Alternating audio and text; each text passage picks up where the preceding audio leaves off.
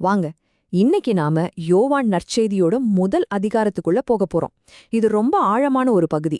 அத நாம ஒன்னொன்னா பிரிச்சு பார்க்கலாம். நாம என்னென்னலாம் பார்க்க போறோம்னு பாத்தீங்கன்னா, முதல்ல இந்த வார்த்தை யாருன்னு தெரிஞ்சுக்க போறோம். அப்புறம் இருள்ல வர்ற ஒளி, வனாந்தரத்துல கேக்குற ஒரு குரல் அப்படின்னு போய் கடைசியா அந்த வார்த்தை எப்படி மனுஷனா மாறிச்சு, தேவ ஆட்டுக்குட்டி யாருன்னு பார்க்க போறோம். ஒரு பிரபஞ்ச மர்மத்துல ஆரம்பிச்சு எல்லாமே மாறின ஒரு இடத்துல முடிக்க போறோம். ஒரு பழமையான நூல், ஆதியிலே அப்படின்னு 3 வார்த்தையில ஆரம்பிக்குது. ஆனா அது உலகத்தை பத்தி இல்ல, ஒரு வார்த்தைய பத்தி பேசுது. அது யாரு, இல்ல அது என்ன? வாங்க, இந்த முழு அதிகாரமும் பதில் சொல்ல முயற்சி பண்ற இந்த முக்கியமான கேள்விக்குள்ள நாமளும் போவோம். முதல்ல இந்த அதிகாரம் வார்த்தை அப்படின்னு ஒருத்தரை அறிமுகப்படுத்துது. ரொம்ப சக்தி வாய்ந்த ஆனா அதே சமயம் கொஞ்சம் மர்மமான ஒரு நபர். அப்போ அந்த வார்த்தை யாரு? ரொம்ப நேரம் நம்மள யோசிக்க வைக்கல. அந்த வார்த்தை இயேசு கிறிஸ்து தான். ஆதியிலிருந்தே இருந்தவர், தேவனோட இருந்தவர், தேவனாவே இருந்தவர்னு இந்த அதிகாரம் ரொம்ப தெளிவா சொல்லுது. இப்போ இந்த வார்த்தைய பத்தி சில முக்கியமான விஷயங்கள் சொல்லப்படுது. 1, அவர் நித்தியமானவர், ஆதியிலே இருந்தார். 2, அவர் தேவனுக்கு நெருக்கமானவர், தேவனுடன் இருந்தார்னு சொல்லுது. 3, அவர் தெய்வீகமானவர், அவரே தேவனாக இருந்தார். கடைசியா அவர்தான் சிருஷ்டிகர், அவர் மூலமாதான் எல்லாமே உண்டாக்கப்பட்டுச்சு. சரி, இந்த வார்த்தையோட தாக்கத்தை உலகத்துக்கு எப்படி விளக்குறாங்கன்னு பாப்போம். அதுக்கு ஒரு அருமையான உருவகத்தை பயன்படுத்துறாங்க. அந்த உருவகம் தான் ஒளி. அதாவது அந்த வார்த்தை ஒரு ஒளி மாதிரி. தேவனிடமிருந்து வர்ற ஜீவனையும் சத்தியத்தையும் இது குறிக்குது. யோசிச்சு பாருங்க, ஒரு 2 இடத்துல ஒரு ஒளி வந்தா எப்படி இருக்கும்? அந்த மாதிரி தான் இதுவும். அப்போ இங்க 2 விஷயம் இருக்கு. 1, ஒளி, அதாவது தேவனுடைய சத்தியம். அது உலகத்துக்குள்ள வந்து ஜீவனையும் சத்தியத்தையும் கொடுக்குது. அதை யாராலையும் அணைக்க முடியாது. இன்னொரு பக்கம் இருள், அதாவது மனுஷங்களோட நிராகரிப்பு. அது அந்த ஒளியை எதிர்க்க முயற்சி பண்ணுது, புரிஞ்சுக்க மாட்டேங்குது. ஆனா கடைசியில அதால ஜெயிக்க முடியல. சோ இந்த ஒளி வந்தப்போ 2 விதமான பதில்கள் கிடைச்சுது. சிலர் அவரை யாருனே கண்டுக்கல, ஏத்துக்கவும் இல்ல. ஆனா இன்னொரு பக்கம் யார் அவரை நம்பி ஏத்துக்கிட்டாங்களோ அவங்களுக்கு தேவனுடைய பிள்ளைகளாக மாறுற உரிமை கொடுக்கப்பட்டுச்சு. இந்த ஒளி முழுசா வெளிப்படுறதுக்கு முன்னாடி அதுக்கு வழியை ரெடி பண்றதுக்காக ஒருத்தர் வர்றார். அவர்தான் யோவான் ஸ்நானகர். இங்க ஒரு முக்கியமான விஷயத்த நாம புரிஞ்சுக்கணும். யோவான் அந்த ஒளி கிடையாது. அவர் வெறும் ஒரு சாட்சிதான், ஒரு வழிகாட்டி மாதிரி. தனக்கு பின்னாடி வர்ற உண்மையான ஒளியான இயேசுவை நோக்கி கை காட்டுறார், அவ்வளவுதான். சரி, இப்போ நாம இந்த அதிகாரத்தோட உச்சகட்டத்துக்கே வந்துட்டோம். ரொம்ப முக்கியமான, ரொம்ப ஆச்சரியமான ஒரு இடத்துக்கு. வார்த்தை மாம்சமாகி நம்மிடையே வாசம் பண்ணினார். அப்பா அப்பா, என்ன ஒரு வரி இது! இதுவரைக்கும் நாம பேசிட்டு இருந்த அந்த பிரபஞ்ச வார்த்தை இப்போ கண்ணுக்கு தெரியற நம்மள மாதிரி ஒரு மனுஷனா மாறுது. இது எவ்வளவு பெரிய விஷயம்னு புரிய வைக்க இயேசுவ மோசையோட ஒப்பிடுறாங்க. மோசே நியாயப்பிரமாணத்தை கொடுத்த ஒரு தீர்க்கதரிசி. அது பாவத்தை நமக்கு காட்டுச்சு. ஆனா இயேசுவோ குமாரனா வந்து ரட்சிப்பை கொடுக்கிற கிருபையையும் சத்தியத்தையும் கொண்டு வந்தார். அவரோட இருந்தவங்க அவருடைய மகிமைய கண்டதா சொல்றாங்க. அது வெறும் வெளிச்சம் இல்ல, ஒரு மனுஷனுக்குள்ள தேவனுடைய தெய்வீக குணம் தெரிஞ்சா எப்படி இருக்குமோ அதுதான் அந்த மகிமை. கடைசியா இயேசுவோட அடையாளம், அவரோட நோக்கம் எல்லாமே சில பட்டங்கள் மூலமா இன்னும் தெளிவா நமக்கு விளக்கப்படுது. சரி, இவ்ளோ விஷயங்கள் நடந்த பிறகு அவரை பார்த்தவங்க அவரை யாருன்னு புரிஞ்சுக்கிட்டாங்க? எப்படி அவரை விவரிக்க ஆரம்பிச்சாங்க? முதல்ல வர முக்கியமான பட்டம் தேவ ஆட்டுக்குட்டி. இது அவரோட வேலைய நேரடியா சொல்லுது. அதாவது உலகத்தோட பாவத்தை சுமந்து தீர்க்கிற ஒரு பலியா வந்தவர் அப்படிங்கறதுதான் இதோட அர்த்தம்.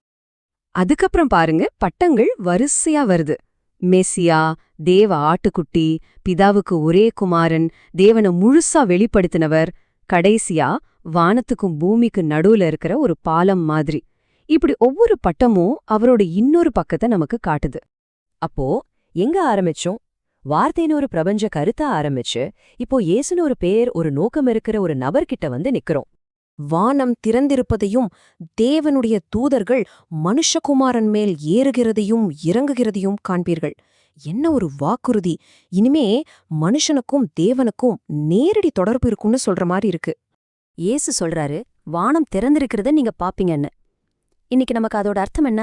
வானத்துக்கும் பூமிக்கும் நடுவுல ஒரு நிரந்தர பாலம் இருக்குன்னா அத நம்ம வாழ்க்கையை எப்படி மாத்தணும்? யோசிச்சு பாருங்க. ஒருத்தரை பத்தி உண்மையா தெரிஞ்சுக்கணும்னா என்ன பண்ணுவோம்? அவங்க சொல்றத வச்சா அவங்கள புரிஞ்சுக்க முடியும்? இல்லவே இல்ல. அவங்களோட செயல்களை வச்சுதான். யோவான் 2ஆம் அதிகாரத்துக்குள்ள போய் பார்க்கலாம் வாங்க. அங்க இயேசுவோட முதல் 2 செயல்கள் அவர் யாருங்கிற மொத்த கதையும் எப்படி சொல்லுதுன்னு பாப்போம். சொல்றத விட செய்யறதுக்கு தானே பவர் அதிகம் இல்லையா? யோசிச்சு பாருங்க. ஒருத்தர் தன்னை பத்தி என்ன வேணா பெருமையா பேசிக்கலாம். ஆனா ஒரு கஷ்டமான சூழ்நிலை வரும்போது அவங்க எப்படி நடந்துக்கறாங்க, அதுதான் அவங்களோட உண்மையான கேரக்டரையே நமக்கு காட்டும். கரெக்ட். அவங்களோட செயல்கள் தான் முக்கியம். இப்போ நாம பார்க்க போறதும் அதான். இயேசுவோட வாழ்க்கையில நடந்த ரெண்டு சம்பவங்கள். ஒன்னு, ஒரே கொண்டாட்டமா இருக்கிற ஒரு கல்யாண வீடு. இன்னொன்னு, ஒரே கூச்சலும் குழப்பமுமா இருக்கிற ஒரு கோயில் சந்தை. பார்க்கறதுக்கு ரெண்டும் வேற வேற மாதிரி இருந்தாலும் இந்த ரெண்டுமே சேர்ந்து அவர் யாருங்கிற ஒரு கம்ப்ளீட் பிக்சரை நமக்கு கொடுக்குது. சரி, வாங்க முதல்ல அந்த கல்யாண வீட்டுக்கு போலாம். இதுதான் முதல் அடையாளம், சிறந்த திராட்சை ரசம். யோவான் இத ஒரு சாதாரண அற்புதம்னு சொல்லல, ஒரு அடையாளம்னு சொல்றாரு. அதுக்கு ஒரு அர்த்தம் இருக்கு. ஏன்னா இது வெறும் கண்ணுக்கு தெரியற மேஜிக் இல்ல, இதுக்குள்ள ஒரு ஆழமான செய்தி ஒளிஞ்சிருக்கு. கற்பனை பண்ணி பாருங்க, கானா ஊர்லயே ஒரு கல்யாணம், ஒரே ஆட்டம் பாட்டம் கொண்டாட்டம் எல்லாம் சூப்பரா போயிட்டு இருக்கு. அப்போ திடீர்னு ஒரு பெரிய பிரச்சனை. ஐயோ, திராட்சரசம் தீர்ந்து போச்சு. அந்த காலத்துல இது சும்மா சாதாரண விஷயம் இல்ல, கல்யாண வீட்ல மானமே போயிடும். இந்த மாதிரி ஒரு ரொம்ப பர்சனலான மனுஷங்களோட சாதாரண பிரச்சனையில தான் இயேசு தன்னோட முதல் அற்புதத்தையே செய்யறாரு. இதுல இருந்து தெரியலையா அவர் நம்மளோட அன்றாட வாழ்க்கை மேல எவ்ளோ அக்கறை வச்சிருக்காருன்னு? இப்படி ஒரு டென்ஷனான சூழ்நிலையில இயேசுவோட அம்மா மரியாள் மட்டும் ரொம்ப கூலா இருக்காங்க. அவங்க வேலைக்காரங்க கிட்ட போய் ஒரே ஒரு வரிதான் சொல்றாங்க. அவர் உங்களுக்கு என்ன சொல்றாரோ அத அப்படியே செய்யுங்க. யோசிச்சு பாருங்க, அந்த வார்த்தைகள்ல எவ்ளோ நம்பிக்கை இருக்கு. கேள்வியே கேட்காம முழுசா நம்பி கீழ்ப்படுறது தான் அற்புதங்களுக்கான கதவை திறக்கும்னு இது நமக்கு சொல்லிக் கொடுக்கு. அப்புறம் இந்த அற்புதம் எப்படி நடக்குதுன்னு பாருங்க. முதல்ல ஒரு பிரச்சனை, அப்புறம் ஒரு தாயோட நம்பிக்கை, அதுக்கப்புறம் இயேசு ஒரு மாதிரி வித்தியாசமான கட்டளையை கொடுக்கறாரு. கல் ஜாடிகள்ல தண்ணிய நிரப்ப சொல்றாரு. அந்த வேலைக்காரங்க என்ன அது தண்ணிய போய் ஊத்த சொல்றாருன்னு யோசிக்கவே இல்ல, சொன்னதை செஞ்சாங்க. அடுத்த நிமிஷம் என்னாச்சு? சாதாரண தண்ணி அந்த கல்யாணத்திலேயே பெஸ்ட் வைனா மாறுது. சிம்பிள். இப்போதான் இந்த கதையோட ட்விஸ்டே வருது. அவர் தண்ணிய ஊத்தச் சொன்ன அந்த கல் ஜாடிகள் எதுக்குன்னு தெரியுமா? அது யூதர்களோட சடங்கு சுத்திகரிப்புக்காக வச்சிருந்தது. அதாவது அது வெறும் சடங்குகளை, ரூல்ஸ குறிக்கிற ஒரு பொருள். ஆனா இயேசு என்ன பண்றாரு? அந்த ரூல்ஸ்க்கான ஜாடிகளை எடுத்து சந்தோஷத்தோட அடையாளமான திராட்சரசத்தால நிரப்புறாரு. இது மூலம் அவர் என்ன சொல்ல வர்றாருன்னா, வெறும் சடங்குகளை விட உண்மையான சந்தோஷம்தான் முக்கியம்னு சொல்லாம சொல்றாரு. அந்த புது திராட்சை ரசத்தை குடிச்சு பார்த்த விருந்தன் தலைவர் இருக்காரே, அவருக்கு ஒரே ஆச்சரியம். அடீங்கப்பா, எல்லாரும் முதல்ல நல்ல ரசத்தை கொடுத்துட்டு அப்புறம்தான் சுமாரானதை கொடுப்பாங்க. ஆனா நீங்க இவ்ளோ நேரம் இந்த பெஸ்ட் வைனை மறைச்சு வச்சிருக்கீங்களே அப்படின்னு சொல்றாரு. இதுல இருந்து என்ன தெரியுது? இயேசு ஒரு விஷயத்த மாத்துனா அது சும்மா ஒரு மாற்று வரியா இருக்காது, அது எப்போதுமே முதல்ல இருந்ததை விட சிறந்ததா இருக்கும். அப்போ இந்த நிகழ்வோட அசல் நோக்கம் என்ன? அந்த குடும்பத்தோட மானத்தை காப்பாத்துறது மட்டும்தானா? இல்ல, இது ஒரு அடையாளம். இது இயேசுவோட மகிமையையும் அவரோட உண்மையான சக்தியையும் வெளிப்படுத்துச்சு. இத நேர்ல பார்த்ததுக்கு அப்புறம்தான் அவரோட சீஷர்களுக்கு அவர் மேல இருந்த நம்பிக்கை இன்னும் பல மடங்கு ஆழமாச்சு. ஓகே, இப்போ கியரை மாத்தலாம். ஒரு சந்தோஷமான கல்யாண வீட்ல இருந்து நேரா எருசலேம் தேவாலயத்துக்குள்ள நடக்கிற ஒரு பெரிய கலைபரத்துக்குள்ள போறோம். இங்கே நாம இயேசுவோட இன்னொரு பக்கத்தை பார்க்க போறோம். இரக்கம் காட்டின அதே இயேசு இப்போ கோபத்துல சாட்டைய சுழற்ற போறாரு. என்ன நடக்குதுன்னு பாப்போம். தேவாலயம் அது எதுக்காக கட்டப்பட்டது? எல்லாரும் வந்து ஜெபம் பண்றதுக்காக, கடவுளோட ஒரு தொடர்பை ஏற்படுத்திக்கிறதுக்காக. ஆனா அது அப்ப எப்படி இருந்துச்சு? ஒரு மார்க்கெட் மாதிரி இருந்துச்சு. மக்கள் கடவுளை தேடி வர வேண்டிய இடத்துல காசுக்காக ஆடு மாடு புறான்னு வியாபாரம் நடந்துட்டு இருந்துச்சு. புனிதமான இடம் பேராசையால அசுத்தமா இருந்துச்சு. இந்த டேபிள்ல பாத்தீங்கன்னா அந்த வித்தியாசம் உங்களுக்கு பளிச்சுன்னு தெரியும். இத பார்த்த உடனே ஏசவுக்கு கோபம் தலைக்கு ஏறுது. என் தகப்பனுடைய வீட்டை வியாபார வீடாக்காதீங்கன்னு கத்திட்டே அங்கிருந்த மேசையெல்லாம் தள்ளிவிட்டு வியாபாரிங்களை விரட்டியடிக்கிறார். இது ஏதோ திடீர்னு வந்த கோபம் இல்ல, இது கடவுளோட வீட்டின் பரிசுத்தத்துக்காக அவர் கொண்ட ஒரு வைராக்கியம். சடங்குக்காக வியாபாரம் பண்றதை விட உண்மையா மனதார வழிபடுறதுதான் முக்கியம்னு அவர் அடிச்சு சொல்றாரு. இந்த சண்டையோட உச்சக்கட்டத்துல இயேசு ஒரு வாக்கியத்தை சொல்றாரு. அங்கிருந்து எல்லாரையும் அது பயங்கரமா குழப்பிடுது. ஆனா அந்த ஒரு வரி தான் இந்த முழு அதிகாரத்தோட மையப்புள்ளி. அவர் சொல்றாரு, இந்த தேவாலயத்தை இடிச்சு போடுங்க, நான் 3 நாள்ல திரும்ப கட்டுவேன்னு. இத கேட்டதும் எல்லாருக்கும் ஷாக். என்னது, இந்த கோயில கட்ட 46 வருஷம் ஆச்சு, நீ என்னடானா 3 நாள்ல கட்டுவேன்னு சொல்றியேன்னு கேக்குறாங்க. ஏன்னா அவங்க கண்ணுக்கு தெரிஞ்சது அந்த பெரிய கல்லால கட்டப்பட்ட பில்டிங் மட்டும்தான். ஆனா இயேசு பேசுனது அந்த பில்டிங்க பத்தி இல்ல, அவர் பேசுனது தன்னுடைய சொந்த உடல பத்தி. அதாவது என் உடலாகிய இந்த தேவாலயம் அழிக்கப்படும், நான் சிலுவையில அறையப்படுவேன், ஆனா 3வது நாள்ல உயிரோட எழுந்திருப்பேன்னு ஒரு பெரிய தீர்க்க தரிசனத்தை சொல்றாரு. இதுதான் அந்த வாக்கியத்தோட உண்மையான ஆழமான அர்த்தம். நிச்சயமா. அப்போ அங்கிருந்து யாருக்குமே இது புரியல. எப்படி புரியும்? அவர் தன்னோட மரணம், உயிர்த்தெழுதல்னு எதிர்காலத்தை பத்தி மறைமுகமா பேசிட்டு இருக்காரு. இது ஒரு ஆழமான ஆன்மீக உண்மை. அவங்க வெறும் கண்ணால பார்த்தத மட்டும் நம்புனாங்க.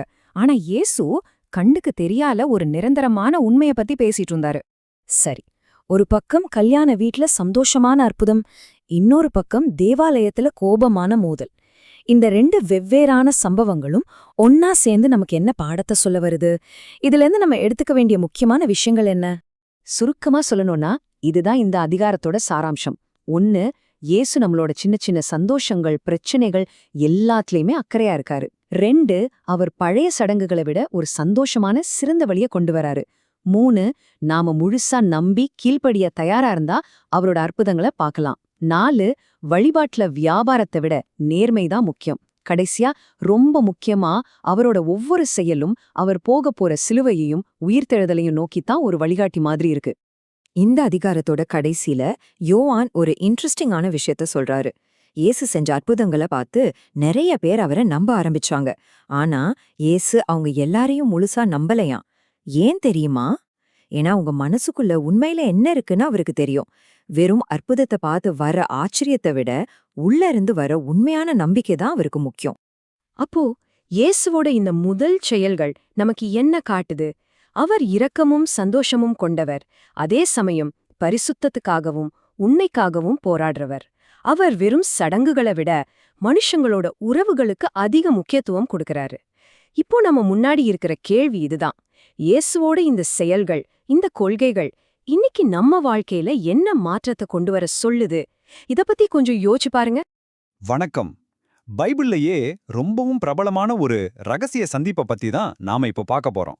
யோசிச்சு பாருங்க, ஒரு பக்கம் நாட்டோட மிக உயர்ந்த மதத் தலைவர், இன்னொரு பக்கம் ஒரு சர்ச்சைக்குரிய புது போதகர். இருட்டுல நடந்த அந்த ஒரு சந்திப்பு, அந்த ஒரு உரையாடல் உலக வரலாறே மாத்த போகுதுன்னு அவங்களுக்கே அப்ப தெரிஞ்சிருக்காது.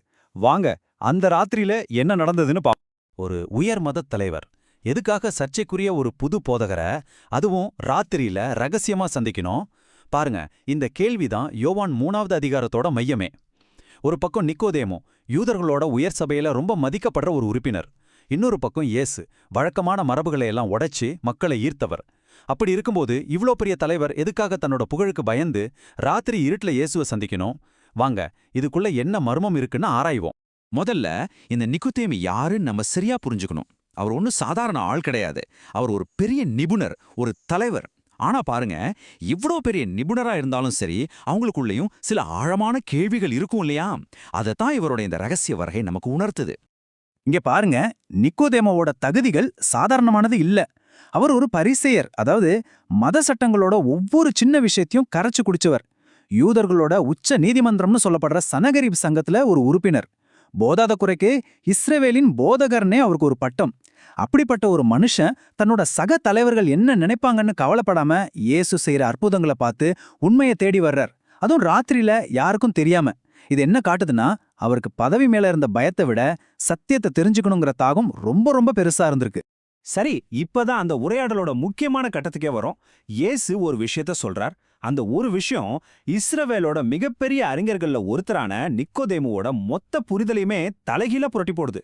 ஒருத்தன் மறுபடியும் பிறக்கலன்னா தேவனுடைய ராஜ்யத்தை பார்க்கவே முடியாது.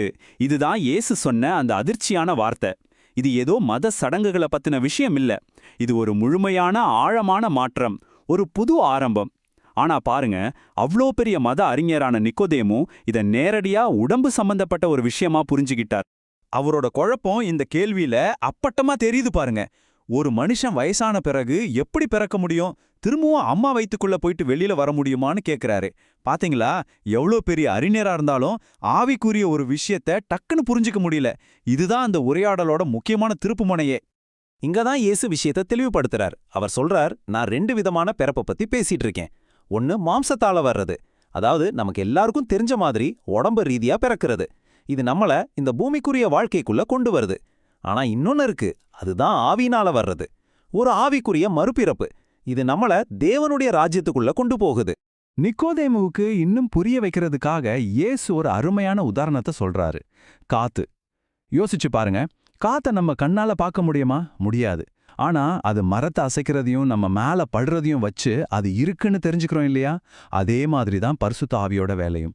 அது கண்ணுக்கு தெரியாது, ஆனா ஒருத்தரோட வாழ்க்கையில அது ஏற்படுத்துற மாற்றங்கள் ரொம்பவும் சக்தி வாய்ந்ததா உண்மையா இருக்கும். சரி, இப்போ இந்த உரையாடல் ஒரு புது கட்டத்துக்கு போகுது. நிக்கோதேமுவோட தனிப்பட்ட ஒரு குழப்பத்துல ஆரம்பிச்சு இப்போ இயேசு ஒரு பரந்த உலகத்துக்கே பொதுவான ஒரு திட்டத்தை பத்தி வெளிப்படுத்த ஆரம்பிக்கிறாரு. சரி, இந்த ஆவிக்குரிய மறுபிறப்பு எப்படி சாத்தியமாகும்? இந்த கேள்விக்கு பதில் சொல்ல இயேசு இப்போ நிக்கோதேமுவோட வேத அறிவையே பயன்படுத்துறாரு. அவருக்கு ரொம்ப நல்லா தெரிஞ்ச ஒரு பழைய ஏற்பாட்டு கதையை எடுத்து அதுக்கு ஒரு புது அர்த்தம் கொடுக்க போறாரு. தன்னோட சிலுவை மரணத்தோட ஒரு முன்னோட்டமா அதை காட்ட போறாரு. அந்த கதை இதுதான். வனாந்தரத்துல இஸ்ரவேல் மக்களை விஷப்பாம்புகள் கடிச்சு நிறைய பேர் செத்துக்கிட்டு இருந்தாங்க. அப்போ தேவன் மோசேகிட்ட ஒரு வெண்கல சர்ப்பத்தை செஞ்சு அதை ஒரு உயரமான கம்பத்துல தூக்கி நிறுத்த சொன்னார். கடிப்பட்டவங்க யாரெல்லாம் அந்த வெண்கல சர்ப்பத்தை விசுவாசத்தோட அண்ணாந்து பார்த்தாங்களோ அவங்க எல்லாரும் உயிர் பிழைச்சாங்க. சிம்பிள். இப்பதான் இயேசு அந்த ஆச்சரியமான இணைப்பை ஏற்படுத்துறார். அவர் சொல்றார், அன்னைக்கு எப்படி அந்த வெண்கல சர்ப்பம் கம்பத்துல உயர்த்தப்பட்டு அதை பார்த்தவங்களுக்கு உயிர் கிடைச்சதோ அதே மாதிரி மனுஷகுமாரனும் உயர்த்தப்படணும். எதுக்கு? விஷக்கடியிலிருந்து தப்பிக்கிறதுக்கு இல்ல, பாவத்திலிருந்து வர்ற மரணத்திலிருந்து தப்பிச்சு நித்திய ஜீவனை பெறுகிறதுக்கு. அன்னைக்கு பார்த்தது ஒரு விசுவாச செயல், இன்னைக்கு விசுவாசிக்கிறது தான் அந்த செயல். இதுதான் தேவனுடைய மொத்த ரட்சிப்பு திட்டமும். இந்த இடத்துல தான் ஒருவேளை பைபிள்லயே ரொம்ப பிரபலமான ஒரு வசனம் வருது. யோவான் 3:16. தேவன் தம்முடைய ஒரே பேரான குமாரனை விசுவாசிக்கிறவன் எவனோ அவன் கெட்டுப்போகாமல் நித்திய ஜீவனை அடையும்படிக்கு அவரை தந்தருளி இவ்வளவாய் உலகத்தில் அன்பு கூர்ந்தார். இதிலிருந்து என்ன புரியுது? தேவனோட திட்டத்தோட மையம் தண்டனை இல்ல, அன்பு. அந்த அன்பு தான் விசுவாசிக்கிற யார் வேணாலும் நித்திய ஜீவனை அடையறதுக்கு ஒரு வழியை திறந்து வச்சிருக்கு. நிறைய பேர் தப்பா புரிஞ்சுகிட்ட ஒரு விஷயம் இங்க சரி செய்யப்படுது. தேவன் இயேசு வந்து உலகத்துக்கு அனுப்புனது உலகத்தை தண்டிச்சு தீர்ப்பு கொடுக்கறதுக்கு இல்ல, அதுக்கு பதிலா அவரை விசுவாசிக்கிறது மூலமா உலகத்தை காப்பாத்துறதுக்கு தான் அனுப்பினார். அப்போ தீர்ப்பு அது தேவனோட நோக்கம் கிடையாது, அது மனுஷனோட நிராகரிப்போட ஒரு விளைவு. அவ்வளோதான். இப்போ இந்த உரையாடலோட கடைசி பகுதிக்கு வந்திருக்கோம். இங்க இந்த செய்திக்கு நாம எப்படி பதில் சொல்றோங்கிறத பொறுத்து ஒவ்வொரு மனுஷனும் எடுக்க வேண்டிய ஒரு முக்கியமான தேர்வை பத்தி இயேசு பேசுறார். சரி, ஏன் சில பேர் இந்த நல்ல செய்தியை ஏத்துக்க மாட்டேங்கிறாங்க? இயேசு சொல்றார், அதுக்கு காரணம் அவங்களோட செயல்கள் தீமையா இருக்கிறது தான். அவங்க ஒளிய வெறுக்கிறாங்க. ஏன்னா வெளிச்சத்துக்கு வந்தா தங்களோட தப்பெல்லாம் தெரிஞ்சுடுமேனு பயந்து இருட்டுக்குள்ளேயே ஒளிஞ்சிக்கிறாங்க. ஆனா சத்தியத்தின்படி வாழ்றவங்க அப்படி இல்ல. அவங்க தைரியமா வெளிச்சத்துக்கு வர்றாங்க. ஏன்னா அவங்க செய்யறதெல்லாம் தேவனால தான் நடக்குதுன்னு காட்ட விரும்புறாங்க. ஆக நிக்கோதேமு கூட நடந்த இந்த ஒரே ஒரு ராத்திரி உரையாடல் விசுவாசத்தை பத்தி ரொம்ப ஆழமான சில உண்மைகளை நமக்கு கத்துக் கொடுக்குது. இதுலேருந்து நாம எடுத்துக்க வேண்டிய முக்கியமான பாடங்கள் என்னென்ன வாங்க பார்க்கலாம். முதல்ல, சும்மா மதப்பற்றோட இருந்தா மட்டும் போதாது. உள்ளுக்குள்ள ஒரு ஆவிக்குரிய மாற்றம், ஒரு மறுபிறப்பு கண்டிப்பா தேவை. ரெண்டாவது, ரட்சிப்புங்கிறது நம்ம கஷ்டப்பட்டு சம்பாதிக்கிற ஒரு விஷயம் இல்ல, அது தேவனோட அன்பால நமக்கு கிடைக்கிற ஒரு இலவச பரிசு. மூணாவதா, அந்த பரிசை ஏத்துக்கிறதும் வேணான்னு சொல்றதும் நம்ம கையில தான் இருக்கு. நம்ம ஒளியை நோக்கி போறோமா இல்ல இருட்டிலேயே இருக்க போறோமா? கடைசியா, உண்மையான விசுவாசம் ஒரு மனுஷனை மாத்தி அவனுக்குள்ள ஒரு தாழ்மையை கொண்டு வரும். இந்த அதிகாரத்தோட கடைசி பகுதியில யோவான் ஸ்நானகன் சொல்ற இந்த வார்த்தைகள் அந்த தாழ்மைக்கு ஒரு மிகச்சிறந்த உதாரணம். அவர் பெருகவும் நான் சிறுகவும் வேண்டும். பாத்தீங்களா? தன்னை முன்னாடி நிறுத்திக்காம கிறிஸ்துவை மட்டும் உயர்த்தி பிடிக்கிறது தான் உண்மையான விசுவாசத்தோட அடையாளம். ஆக யோவான் 3வது அதிகாரம் ஒரு தண்டனை தீர்ப்பை பத்தினது இல்ல, அது ஒரு திசையை பத்தினது, ஒரு தேர்வை பத்தினது. நம்மளோட வாழ்க்கை ஒளியை நோக்கி போயிட்டு இருக்கா, இல்ல நம்ம இருளை தேர்ந்தெடுத்து அதிலிருந்து விலகி போயிட்டு இருக்கோமா? அன்னைக்கு ராத்திரி நிக்கோதேமு முன்னாடி வைக்கப்பட்ட இதே கேள்விதான் இன்னைக்கு நம்ம ஒவ்வொருத்தர் முன்னாடியும் வைக்கப்படுது. வணக்கம். இன்னைக்கு நாம யோவான் நற்செய்தியில வர ஒரு ரொம்பவே பிரபலமான கதைய பத்தி தான் பார்க்க போறோம். ஆனா பாருங்க, இது வெறும் ஒரு கதையா மட்டும் இல்லாம ஒரு பெரிய புரட்சிகரமான நிகழ்வாவே பார்க்கப்படுது. வாங்க, இந்த சந்திப்பு அந்த காலத்து சமூக விதிகளை எப்படியெல்லாம் உடைச்சுதுன்னு கொஞ்சம் விரிவாக பார்ப்போம். சரி, முதல்ல இந்த ஒரு கேள்வியிலிருந்து ஆரம்பிக்கலாம். இயேசு ஏன் சமாரியா வழியா கட்டாயமா போக வேண்டியிருந்தது? ஏன்னா முழு கதையுமே இந்த ஒரு கேள்வியை சுத்தி தான் நகருது. அதாவது இயேசுவோட இந்த பயணம் எதேச்சியா நடந்த ஒண்ணு இல்ல, இதுக்கு பின்னாடி ஒரு தெளிவான நோக்கம் இருந்திருக்குன்றத இந்த கேள்வி நமக்கு நல்லாவே புரிய வைக்குது. முதல்ல அப்போ இருந்த சூழல புரிஞ்சுக்க முயற்சி பண்ணுவோம். இயேசும் சமாரியா வழியா போனது அது சாதாரண விஷயம் இல்ல. அந்த காலத்து சமூக மத விதிகளையே மீறுற மாதிரி ஒரு பெரிய சர்ச்சைக்குரிய ஒரு செயல். இங்க நாம முக்கியமா கவனிக்க வேண்டியது இந்த 2 சமூகத்துக்கும் நடுவுல இருந்த பகைமையோட ஆழத்தை தான். யூதர்கள் சமாரியர்களை மத ரீதியா தூய்மையற்றவங்கன்னு நினைச்சாங்க. அதனால அவங்க ஊர் வழியா போகிறதையே தவிர்த்தாங்க. சொல்லப்போனா அந்த பக்கமே போக மாட்டாங்க. யோசிச்சு பாருங்க, இப்படிப்பட்ட ஒரு சூழல்ல இயேசு சமாரியாவுக்குள்ள போறது மட்டும் இல்லாம அங்க ஒரு பெண்ணோட, அதுவும் சமாரிய பெண்ணோட பேசுறாருன்னா அது எவ்வளவு பெரிய அதிர்ச்சியான விஷயமா இருந்திருக்கும். சரி, இப்ப அவங்க உரையாடலுக்கு வருவோம். இது ரொம்ப சாதாரணமா குடிக்க தண்ணி கேக்குற ஒரு விஷயத்துல தான் தொடங்குது. ஆனா ரொம்ப சீக்கிரமாவே இந்த உரையாடல் ஒரு ஆழமான ஆன்மீக உருவகமா மாறுது. இயேசுவோட இந்த ஒரு பதில் தான் அந்த பெண்ண ரொம்பவே குழப்பிடுது. அதுவரைக்கும் சாதாரணமா போயிட்டு இருந்த பேச்சுவார்த்தையோட போக்கையே இது அப்படியே தலைகீழா மாத்திடுது பாருங்க. அப்போ இயேசு சொல்ற இந்த ஜீவத் தண்ணீர்னா என்ன? பாருங்க, இது நிச்சயமா நாம ரோஜ் குடிக்கிற தண்ணி இல்ல. இது பரிசுத்த ஆவி மூலமா கிடைக்கிற நித்திய ஜீவன்.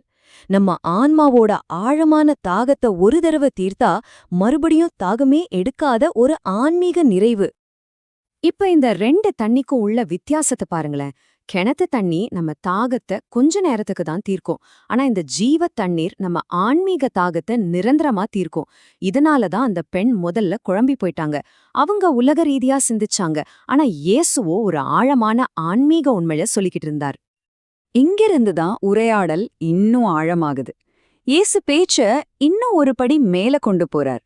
அந்த பெண்ணோட வாழ்க்கையில நடந்த ஒரு உண்மையும் அதே சமயத்துல தன்னோட உண்மையான அடையாளத்தையும் வெளிப்படுத்த பேச்ச ரொம்பவே தனிப்பட்ட ஒரு தளத்துக்கு கொண்டு வரார். பாருங்க, இயேசு அவங்க கடந்த காலத்தை பத்தி பேசுறார். ஆனா எதுக்கு? அவங்கள குற்றப்படுத்தவா?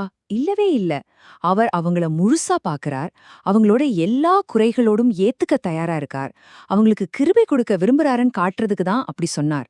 இத அவமானப்படுத்த சொல்லப்பட்டதில்லை. நம்பிக்கையோட கதவை திறக்க சொல்லப்பட்ட ஒரு உண்மை. இயேசு அவங்க வாழ்க்கையில உள்ள உண்மைய சொன்னதும் அந்த பெண் அதுக்கு ஒரு விதமா ரியாக்ட் பண்றாங்க. அவங்களோட அந்த பதில் தான் உண்மையான வழிபாடுன்னா என்னங்கறத பத்தின ஒரு புரட்சிகரமான போதனைக்கு கதவை திறந்து விடுது. இந்த உரையாடல் எப்படி போகுதுன்னு பாருங்களேன். முதல்ல இயேசு அவங்க வாழ்க்கையில் உள்ள உண்மையை சொல்றாரு. அவங்களுக்கு அது ரொம்ப சங்கடமா இருக்கு. அதனால அந்த விஷயத்துல இருந்து தப்பிக்க, அதாவது டாபிக்க மாத்த அவங்க எங்க வழிபடணும் அப்படின்னு ஒரு பொதுவான மத ரீதியான கேள்விக்கு தாவுறாங்க. ஆனா இயேசு அதை எப்படி ரொம்ப அழகா கையாண்டு வழிபாட்டுக்கு ஒரு புது அர்த்தத்தை கொடுக்கறாருன்னு பாருங்க. இங்கதான் இயேசு அந்த முக்கியமான விஷயத்த சொல்றாரு. வழிபாடுங்கிறது ஒரு இடத்த பத்தினதில்ல. அது இந்த மலையா அந்த தேவாலயமான இடம் முக்கியம் இல்ல. உண்மையான வழிபாடுங்கிறது நம்ம மனசோட, நம்ம இதயத்தோட நிலை. அது ஆவியோடும் உண்மையோடும் செய்யப்பட வேண்டிய ஒண்ணு. இந்த தருணத்தை நல்லா கவனிங்க. உன்கிட்ட பேசிட்டு இருக்கிற நானே அவர்னு சொல்றார். யோசிச்சு பாருங்க, நற்செய்திகள் முழுவதுமே இயேசு தன்னை மெசியான்னு இவ்ளோ நேரடியா, இவ்ளோ அப்பட்டமா சொன்ன தருணங்கள் ரொம்ப ரொம்ப குறைவு. இது அதுல ஒண்ணு. சரி, இந்த சந்திப்புக்கு அப்புறம் என்னாச்சு? அந்த பெண்ணுக்குள்ள ஒரு பெரிய மாற்றம் ஏற்படுது. அவங்க மூலமா அவங்க ஊர் மக்கள் மத்தியிலையும் ஒரு பெரிய தாக்கம் ஏற்படுது. அத பத்தி இப்போ பாப்போம். கவனிச்சீங்களா? அவங்க தன் தண்ணி குடத்தை அங்கேயே விட்டுட்டு போயிட்டாங்க. ரொம்ப சிம்பிளான ஒரு செயல் மாதிரி தெரியுது இல்லையா? ஆனா அதுக்கு பின்னாடி ஒரு ஆழமான குறியீட்டு அர்த்தம் இருக்கு. அது என்னவா இருக்கும்? அந்த குடத்தை விட்டுட்டு போனதுக்கு என்ன அர்த்தம்னா, தண்ணி எடுக்க வந்தவங்க, அதாவது அவங்களோட உலக தேவை அந்த நிமிஷத்துல முக்கியம் இல்லாம போயிடுச்சு. அதைவிட ஒரு பெரிய ஆன்மீக தேவை அவசரமா தெரிஞ்சது. அந்த குடம் அவங்களோட பழைய வாழ்க்கையையும் பழைய முன்னுரிமைகளையும் குறிக்குது. அத அங்கேயே விட்டுட்டு அவங்க ஒரு புது நோக்கத்தோட ஓடுறாங்க. தான் கண்டுபிடிச்ச இந்த உண்மைய ஊர் மக்களுக்கு சொல்லணுங்கிறது தான் அவங்களோட புது நோக்கம். இந்த நேர்மையான மாற்றம் தான் அவங்க சாட்சிக்கு அவ்வளோ ஒரு நம்பகத்தன்மையை கொடுத்துச்சு. கடைசியா அந்த ஊர் மக்கள் அந்த பெண்ணுகிட்ட சொல்றாங்க, இனிமே நீ சொன்னதுக்காக நாங்க நம்பல, நாங்களே நேரடியா கேட்டு தெரிஞ்சுக்கிட்டோம். இவர்தான் உண்மையிலேயே உலகத்தின் ரட்சகர்னு சொல்றாங்க. இப்போ புரியுதா? நாம இந்த பகுப்பாய்வோட தொடக்கத்துல ஒரு கேள்வி கேட்டோம் இல்லையா? இயேசு ஏன் சமாரியா வழியா போக வேண்டியது இருந்ததுன்னு. இதுதான் அதுக்கான பதில். அப்போ உலகின் ரட்சகர் அப்படின்னா என்ன அர்த்தம்? இந்த கதை ஒரு ஊரோடையோ ஒரு பெண்ணோடையோ நிக்கல. அது உலகத்துக்கே பொதுமான ஒரு செய்தியை சொல்லுது. இந்த ஒரு ஆழமான கேள்வியோட உங்களை சிந்திக்க விட்டு இந்த விளக்கத்தை நாம இங்க முடிச்சுக்கலாம். ஒரு சின்ன கருணைச் செயல். அதுவே ஒரு பெரிய புயல கிளப்புனா எப்படி இருக்கும்? நீங்க எப்பவாச்சும் யோசிச்சிருக்கீங்களா? இன்னைக்கு நாம பார்க்க போற கதை அப்படிதான். 38 வருஷமா இருந்த ஒருத்தரோட துன்பத்தை ஒரு அற்புதம் முடிவுக்கு கொண்டுருது. ஆனா அது ஒரு கொண்டாட்டமா மாறாம ஒரு பெரிய மதரீதியான நெருக்கடிக்கு வழிவகுக்குது. அது எப்படி நடந்தது? வாங்க பார்க்கலாம். சரி, வாங்க கதைக்குள்ள போலாம். இந்த கதையோட மையமே 38 வருஷமா வியாதியால பாதிக்கப்பட்ட ஒரு மனுஷன்தான். ஒரு நிமிஷம் யோசிச்சு பாருங்களேன். கிட்டத்தட்ட 40 வருஷம் அவரோட வாழ்க்கை முழுசும் அந்த வியாதியிலேயே முடங்கி கிடந்திருக்கு. ஏதாச்சும் ஒரு அற்புதம் நடக்காதான்னு ஒவ்வொரு நாளையும் ஒரு குளத்தங்கரையிலேயே கழிச்சிருக்கார். சொல்லப்போனா அவரோட நிலைமையில எந்த நம்பிக்கையுமே இல்லாத மாதிரி தான் தெரிஞ்சது. இதுதான் இயேசு அந்த மனுஷங்கிட்ட கேக்குற முதல் கேள்வி. பாக்குறதுக்கு இது ரொம்ப சாதாரணமான கேள்வி மாதிரி தெரியலாம், இல்லையா? ஆனா இது ரொம்ப ரொம்ப ஆழமானது. உனக்கு மாற்றம் வேணுமா? இந்த நிலைமையிலிருந்து உண்மையிலே வெளியே வரணும்னு விருப்பம் இருக்கான்னு இயேசு கேக்குறாரு. ஏன்னா சில சமயம் நாம இருக்கிற கஷ்டமே நமக்கு ஒரு பழக்கமாயிடும். அதிலிருந்து விடுபட நாம விரும்புறதுதான் குணமடைதலோட முதல் படி. இப்போ இந்த கதையோட முதல் பகுதிக்கு வருவோம். அந்த மனுஷனோட இவ்ளோ வருஷ விரக்தி இயேசுவ சந்திச்ச அந்த ஒரு தருணத்துல எப்படி ஒரு உச்சகட்டத்தை அடைஞ்சதுன்னு பார்க்கலாம். இப்போ அந்த மனுஷன் என்ன பதில் சொல்றான்னு கொஞ்சம் கவனிச்சு பாருங்க. ஏசு கேட்டது உனக்கு விருப்பமான்னு. ஆனா அவன் ஆம்னு சொல்லல. அதுக்கு பதிலா எனக்கு உதவி செய்ய யாருமே இல்ல அப்படின்னு ஒரு காரணத்தை சொல்றான். அவனோட கவனம் அவனோட விருப்பத்து மேல இல்ல, அவனோட இயலாமை மேலையும் மத்தவங்கள சார்ந்திருக்கிற நிலைமை மேலையும் தான் இருந்துச்சு. இந்த ஒரு மனநிலை தான் அவனை இத்தனை வருஷமா அதே இடத்துல கட்டி போட்டிருந்தது. அப்போ இயேசு ஏன் அவனை தண்ணியில இறக்கி விடல? ஏன்னா அவர் ஒரு முக்கியமான விஷயத்த புரிய வைக்க நினைச்சாரு.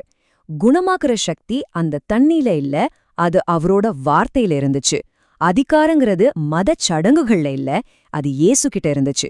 இந்த ஒரு சின்ன வித்தியாசம்தான் அடுத்த நடக்க போற மொத்த மோதலுக்கும் ஒரு அடித்தளமா அமைய போகுது. இங்கதான் கதையோட அசல் பிரச்சனையே ஆரம்பிக்குது. நடந்த அற்புதம் பிரச்சனை இல்ல, ஆனா அது எப்போ நடந்ததுங்கிறது தான் பெரிய பிரச்சனையா மாறுச்சு. இந்த ஸ்லைட் அந்த மோதல்ல இருந்த 2 வெவ்வேறு உலகத்தை ரொம்ப தெளிவா காட்டுது. ஒரு பக்கம் ஒரு மனுஷனோட வாழ்க்கையே புரட்டி போட்ட ஒரு நம்ப முடியாத கட்டணை. இன்னொரு பக்கம் மீறப்பட்ட ஒரு மதவிதி. யூதர்களுக்கு ஓய்வு நாள்ங்கிறது சும்மா ஒரு லீவு நாள் கிடையாது. அது கடவுளுக்கும் அவங்களுக்குமான உடன்படிக்கையோட சின்னம். இப்போ கேள்வி என்னன்னா, மக்களோட கவனம் எது மேல போச்சு? மதத் தலைவர்களோட முன்னுரிமை எங்க இருந்துச்சுன்னு இதுல ரொம்ப தெளிவா தெரியுது இல்லையா? அவங்க அந்த மனுஷனோட புது வாழ்க்கை கொண்டாடல. அதுக்கு பதிலா மீறப்பட்ட அந்த விதிய மட்டும்தான் பிடிச்சு தொங்குனாங்க. நடந்த அற்புதம் அவங்க வெச்ச பாரம்பரியத்தை மீறின குற்றங்கிற குற்றச்சாட்டுக்கு முன்னாடி மொத்தமா மறைஞ்சு போச்சு. ஓய்வு நாள் பத்தின சர்ச்சை ஒரு சின்ன ஆரம்பம்தான். ஆனா தனக்கு ஏன் இப்படி செய்ய அதிகாரம் இருக்குன்னு இயேசு சொன்ன விளக்கம் அந்த அற்புதத்தால வந்த சர்ச்சையை விட இன்னும் ஒரு பெரிய புயல கிளப்பிச்சு. என் பிதாங்கிற இந்த ஒரு சாதாரண வார்த்தை ஏன் இவ்ளோ பெரிய பிரச்சனையை உண்டாக்கிச்சு? ஏன்னா அந்த கலாச்சாரத்துல அப்படி சொல்றது தன்னை நேரடியா கடவுளுக்கு சமம்னு சொல்றதுக்கு ஒப்பானது. மத தலைவர்களை பொறுத்த வரைக்கும் இது அவங்களோட விதிய மீறினது மட்டுமில்ல, இது ஒரு தேவதூஷணம். கடவுள் மற்றும் அதிகாரம் பத்தின அவங்களோட மொத்த புரிதல் மேலேயும் நடத்தப்பட்ட ஒரு நேரடி தாக்குதல் இது. இதுதான் இயேசு சொல்ற பிரம்மாண்டமான விஷயம். தன்னால நோயை குணப்படுத்த முடியும்னு மட்டும் அவர் சொல்லல, உயிரையே உருவாக்குற சக்தியும் அதை நிலைநிறுத்துற சக்தியும் தங்கிட்ட இருக்குன்னு சொல்றாரு. இத கேட்டுட்டு இருந்தவங்கள பொறுத்த வரைக்கும் இந்த சக்தி கடவுளுக்கு மட்டுமே உரியது. இது தெய்வீக அதிகாரத்தோட ஒரு தீவிரமான பிரகடனம். அதோட நிறுத்தாம இதை இன்னும் ஒரு படி மேல கொண்டு போறார். இந்த ஜீவனை குடுக்கற சக்தி வெறும் உடல் சம்பந்தப்பட்டது மட்டும் இல்ல, ஆவிக்குரிய விதத்துல செத்து போனவங்களுக்கு தன்னால உயிர் கொடுக்க முடியும்னு சொல்றாரு. அதாவது ஒரு மனுஷனோட உள் மனசுக்கு தன்னால ஒரு புதுப்பித்தலையும் ஒரு உயிர்ப்பையும் தர முடியும்னு சொல்றாரு. இது இங்க இப்போ நடக்கக்கூடிய ஒரு ஆவிக்குரிய உயிர்த்தெழுதல் பத்தினது. ஏதோ 2வது பெரிய உரிமைக்கோரல். முழு மனிதகுலத்தையும் நியாய தீர்க்கிற அதிகாரம் தங்கிட்ட இருக்குன்னு இயேசு சொல்றாரு. யூத சிந்தனைப்படி கடைசி நியாய தீர்ப்புங்கிறது கடவுளோட பிரத்யேக உரிமை. அந்த பொறுப்பை தனக்குரியதுன்னு சொல்றது மூலமா இயேசு தன்னை கடவுளோட இடத்துல வைக்கிறாரு. ஜீவனை கொடுக்கவும் நியாயம் தீர்க்கவும் தனக்கு அதிகாரம் இருக்குன்னு சொன்னதிலிருந்து இயேசு 2 விதமான இறுதி முடிவுகளை பத்தி விவரிக்கிறாரு.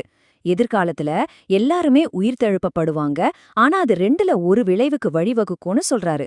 ஒன்னு வாழ்வு, இன்னொன்னு தீர்ப்பு. இது அவரையும் அவரோட செய்தியையும் மக்கள் எப்படி ஏத்துக்கிறாங்கங்கிறத பொறுத்தது. இயேசு இந்த பெரிய விஷயங்களை எல்லாம் எந்த ஆதாரமும் இல்லாம சும்மா சொல்லல. ஒரு கோர்ட்ல வாதாடுற மாதிரி பல சாட்சிகளை முன்னிறுத்துறாரு. இங்கே இயேசு தன்னோட வழக்க ஒரு சட்டவாதம் மாதிரி முன்வைக்கிறாரு. 3 முக்கியமான சாட்சிகளை வச்சு தன்னோட கூற்றுகளை நிரூபிக்கிறாரு. அந்த வரிசையை கவனிங்க. மதிக்கப்பட்ட ஒரு மனித சாட்சியான யோவான் ஸ்நானகன் கிட்ட இருந்து ஆரம்பிச்சு அப்புறம் தன்னோட அற்புதங்களுங்கிற உறுதியான ஆதாரங்களுக்கு நகர்ந்து கடைசியா பிதாவாகிய தேவனோட சாட்சியம்ங்கிற உச்சக்கட்ட ஆதாரத்தோட முடிக்கிறாரு. இப்போ நாம கடைசி பகுதிக்கு வரும். இவ்ளோ பெரிய அற்புதம் நடந்திருக்கு, இத்தனை சாட்சிகள் சொல்லப்பட்டிருக்கு, இதுக்கப்புறமும் ஏன் அந்த மதத் தலைவர்கள் நம்ப மறுத்தாங்க? இயேசு அப்புறமா அந்த குணமான மனுஷங்கிட்ட சொன்ன இந்த எச்சரிக்கை பிரச்சனையோட ஆணி வேறையே நமக்கு காட்டுது. உடல் ஆரோக்கியங்கிறது தற்காலிகமானது, ஆனா ஒருத்தரோட ஆவிக்குரிய நிலைமைக்கு நித்திய விளைவுகள் இருக்கு.